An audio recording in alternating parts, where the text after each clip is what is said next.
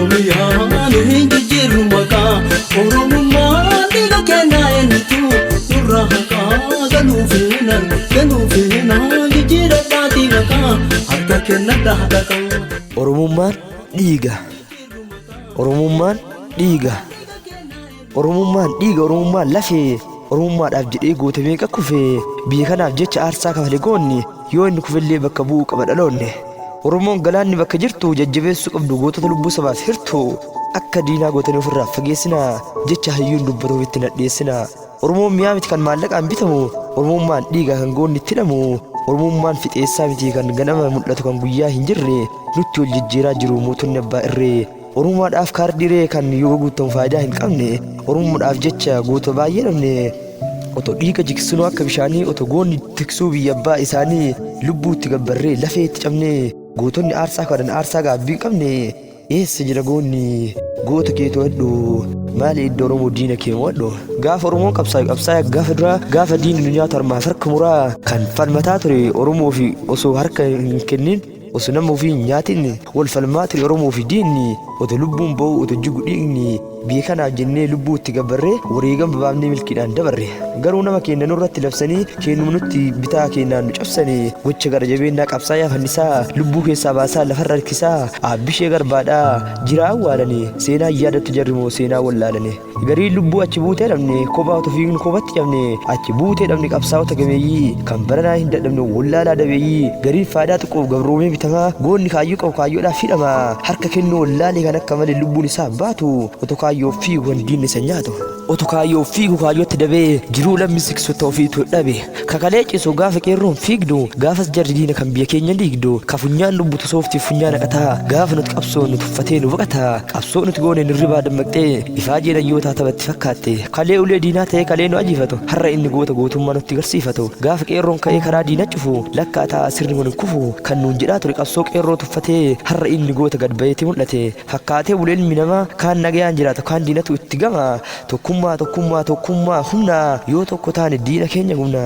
tokkummaa jabeessaa Oromoo vulkaanoo diina ofiin balleessaa hayyuu ati qabduudhatti guuraa nama kee ajjeesaa sirratti duula kalee hirribaa yeroo Oromoon kaatee tokkummaan falmatte qeerrootti harka kennattee dubbiin itti jabaatte gaafa nuti qabsoon argaanu jibba har'a weellisaadha fakkeesse nuuf sirba dhaaba lubbuutti wareegee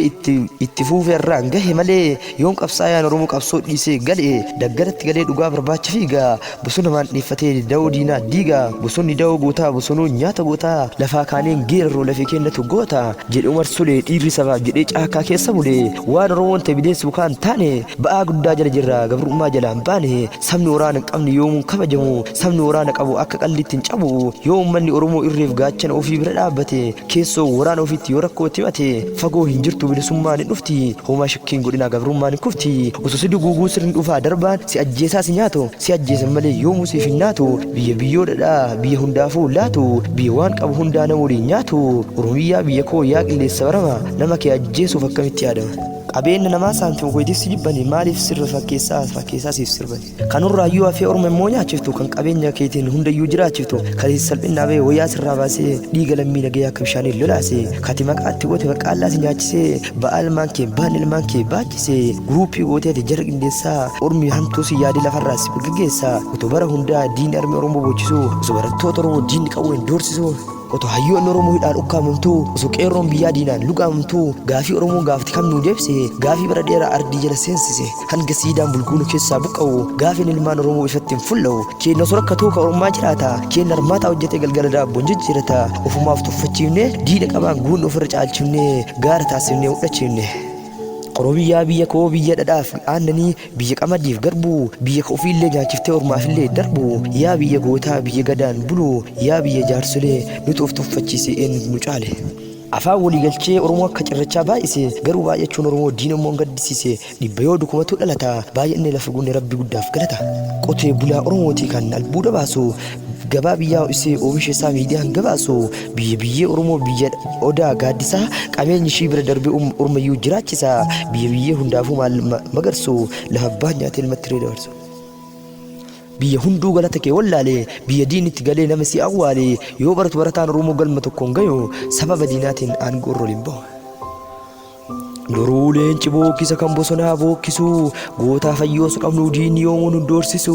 ka'ii gingilfadhu ofirraa ficcisi gabrummaa irree tokkoon lollee gabrummaa xumurraa qeerroon kaleessa gabrummaa dide jedhe har'a qawwee hidhatee gad ba'ee loluu fedhe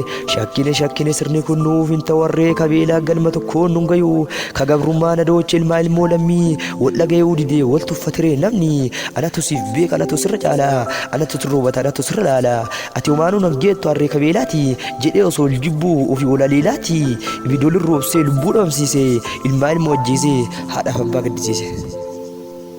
Lubbuun ilmoo namaa kan loonii taate nutti wal jijjiiraa nama keenya nyaate sabni Oromoo galaana galaan yaa'iin citu kumaaf kitila sabni Oromoo diin ajjeesee fixu woboo wabii uummataa onnee goota Oromootis keessaan dubbata waraana keenyaa caakkaa galuun hin barbaachisu falli amma achii madaala kaasu magaalota Oromiyaa ifaan bilisa baasu kaampii waraanaa qabannee qabsoo tarkaanfachiifna onnee goota Oromoo diinatti garsiifna. Qabsaayaan Oromoo qabsaa yoom harkaan laatu otoo woboo qabnu waraabessi nu nyaatu waraabessa guyyaan Yuusuf Alasaan beekanii hanga diinni nu nyaatu maalumaaf eeganii ni cabne Oromoo ni cabne hayyoota Oromoo hidhatti kanne hayyoonni Oromoo hidhaa jiru hanga amma diinni garaa summi afaan isaa damma finfinnee jawwee keessatti hidhanii hacee keessatti ajjeesanii dhiiga lammii nagayyaa keessatti lolaasanii Oromoo keessa hin jirtu finfinnee jedhanii Oromoo buqqisuudha kan diinonni fedhani.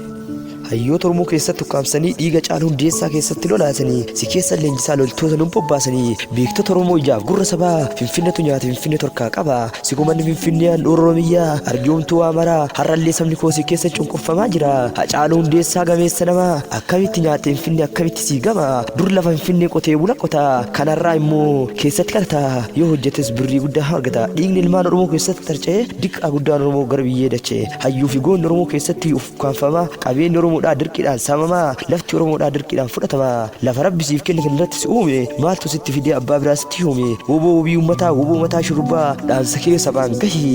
gootuu leenjisi qeerroo keessi malee hin qabdu Oromooni si abdattee jirti hayyoonni si jibbaa jirti gantoonni qabsoo nadhii gammadaa qabsoo baqqalaa dawaaloo qabsoo ilmoo qilxuu amaanaa qabsaa'otaa woboon lafa kaan jirtu amaanaa waaqoo guutuu qoricha diinaaf dawaa itti gadi fuutu qabsoo gaafa dhoompirii qeerroo woboo faana hiriiri qabsoo irratti wal qoqqooduu kana dhiisa akka dhiiraa lolaa gadi ciisa.